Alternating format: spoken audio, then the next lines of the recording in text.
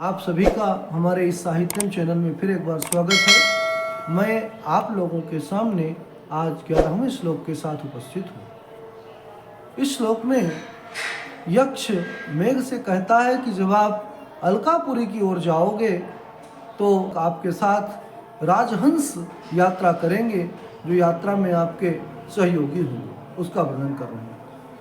कर्तुं यच्च प्रभवति महीं उच्छिलेन्द्रामवन्ध्यां तच्छ्रुत्वा ते श्रवणशुभगं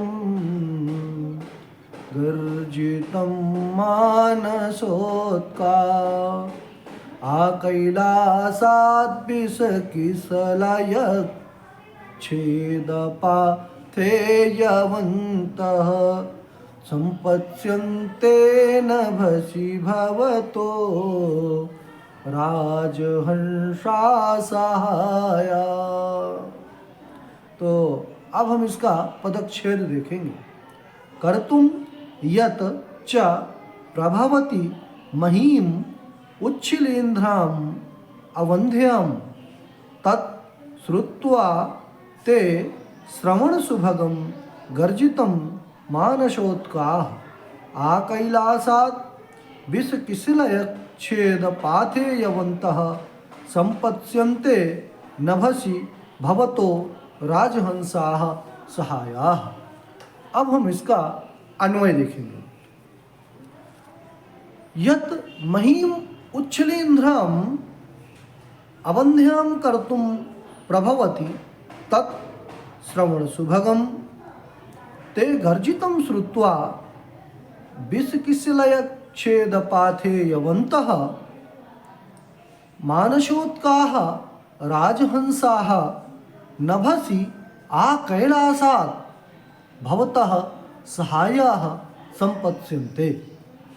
कह रहा है, हे मेघ, जब तुम यहाँ से जाओगे तो तुम्हारा यत माने जो, गर्जितम, यत माने जो, क्या, गर्जितम, तुम्हारी जो गर्जना है वो महीम, महीम माने इस धरती को, पृथ्वी को, उच्छलेन्द्राम, उच्छलेन्द्राम माने कुकुरमुत्तों से युक्त, उच्छलेन्द्राम माने कुकुरमुत्तों से युक्त, उच्छलेन्द्र, शिलेन्द्र शब्द का अर्थ होता है कुकुरमुत्ता। अतः उच्छलेन्द्राम माने कुकुरमुत्तों से युक्त तथा अवंध्याम, अवंध्याम माने उपजाऊ, नवंध्या अवंध्या ताम अवंध्याम अर्थात उपजाऊ।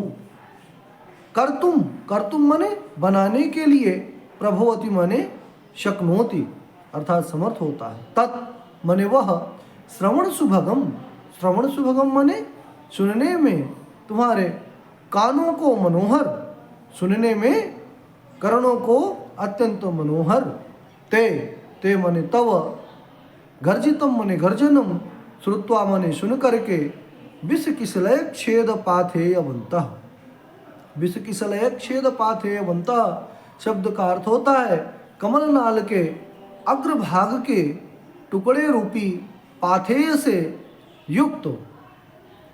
विषकिसलयच्छेदपाथेयवन्तः मानसोत्काः, मानसोत्काः माने मानसरोवर जाने के लिए उत्सुक, मानसोत्काः राजहंसाः, राजहंस, ये हंस विशेष प्रकार के हंस होते हैं जिनके बारे में कहा कि इनकी चोंच और इनके पैर जो लाल होते हैं, बाकी श्वेत वर्ण के होते हैं, इनको राजहंस कहा जाता है।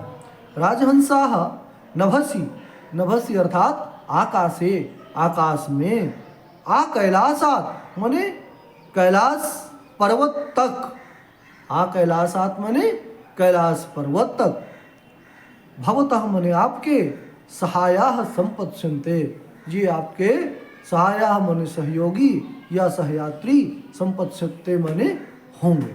ये इसका हुआ शाब्दिक अर्थ। तात्पर्य यह है, मेघ से कहता है, यक्ष कहता है, हे मेघ, यत माने जो, तुम्हारी जो गर्जना है वो महीम, धरती को, उच्छलेन्द्राम, उच्छलेन्द्राम माने कुकुरमुत्तों से युक्त, अवंध्याम अर्थात उपजाऊ बनाने में क्या हो सकता है, समर्थ हो सकता है। ऐसा तत् मने वह तुम्हारा श्रवण सुभग मने कानों को अत्यंत प्रिय जो गर्जन है, उस गर्जन को सुन करके विष किसलय छेद पाथेयवन्तः, विष किसलय छेद पाथेयवन्तः, विष किसलय अर्थात कमल नाल के अग्रभाग के टुकड़े रूपी पाथे से युक्त मानसोत्काह, मानसरोवर जाने के लिए उत्कंठित जो राजहंस हैं, वो नभसी मने आकाश मार्ग में आ कैलासात, कैलाश पर्वत तक भवता मने आपके सहाया मने सहयोगी संपत सुनते मने अवश्य होंगे। इसका हम समास देखेंगे। महीम मह्यते पूज्यते असौ इति मह, मह शब्द से अच प्रत्यय करेंगे तो मह बन जाता है। इसके बाद स्त्रीत्व की विवक्षा में ईंस प्रत्यय करने पर मही बन जाता है। द्वितीय विभक्ति एक वचन में महीम बन जाता है। उच्छलिंद्रा उद्गताः शिलींध्राः यस्यां सा उच्छलिंद्रा ताम उच्छलिंद्राम। उच्छलिंद्र शब्द का अर्थ होता है कुकुर मुक्ता। अवन्ध्यम अवन्ध्यम न बंध्या अवंध्या ताम अवन्ध्यम, महीम का ये विशेषण है। श्रवण सुभगम, श्रवण सुभगम मने श्रवणयोः सुभगम, श्रवण सुभगम षष्ठी तत्पुरुष समास। विष किसलय छेद पाथेयवन्तः, विषानां किसलयानि विष किसलयानि तेषां छेदाः विष किसलय छेदाः, विष किसलय छेदाः एव पाथेयानि सन्ति येषां ते विष किसलय छेद पाथेयवन्तः। विष किसलय छेद पाथेयवन्तः के तो कहा राजहंसा। पाथेय शब्द का अर्थ करते हैं कि पथिहितम पाथेयम, पथ्यतिथि वशति शपतेर ढई सूत्र के द्वारा पथि शब्द से ढई प्रत्यय करने पर पथि ढई अनुबंध लो पथि धा, इसके बाद ढा को आयने इनिया फाछा खा ढाघाम प्रत्यादि नाम सूत्र के द्वारा ढा को ए हो जाता है। तो पथि ए भासंज्ञा इकार का लोप, पथ एय आदि वृद्धि पाथ एय पाथेय सुअम पाथेयम बन जाता है। पाथेय कहते हैं यात्रा के समय रास्ते में भोजन करने के लिए जो कुछ भी रखा जाए उसे पाथेय कहते हैं। यात्रा के दौरान रास्ते पर खाए जाने वाली वस्तु या पदार्थ पाथेय कहलाता है। मानसोत्काह माने मानसरोवर जाने के लिए उत्कंठित।